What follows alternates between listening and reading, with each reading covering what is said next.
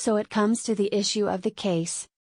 Does the termination of the contract between the HHS and Philips resemble a lawful termination? The reasoning is going to reply the follow three questions.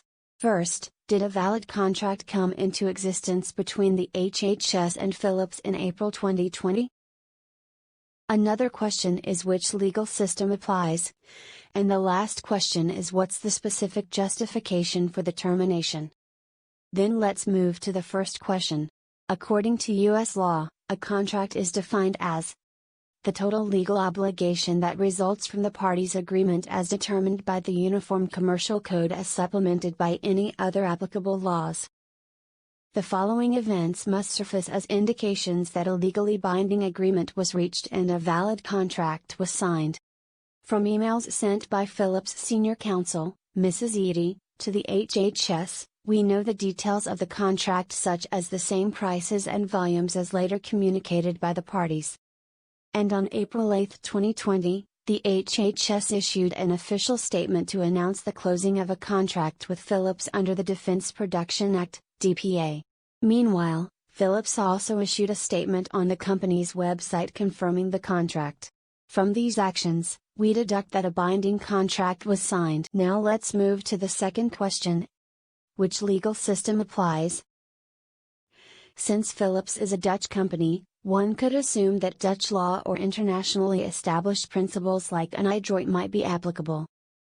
However, one party is the United States Department of Health and Human Services and the other one, Philips North America Incorporated, is the U.S. subsidiary of Koninklijke Philips N.V. Both are U.S.-based parties. Besides, the contract is based on the DPA, a U.S. law, consequently U.S. law shall be applicable in this case. Under U.S. law and according to the contract, Philips is bound to produce 43,000 ventilators until December 2020. And the HHS is bound to pay the agreed upon price. If either party fails to complete the obligations, they face liabilities in front of a court.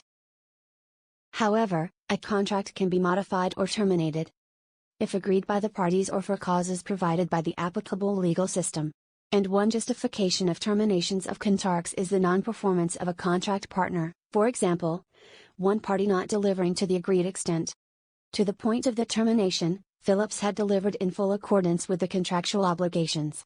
Also, Philips was willing and able to continue performing the contract until completing the contractual obligations. So in this case, usual causes for terminations do not find application. We must examine other applicable causes.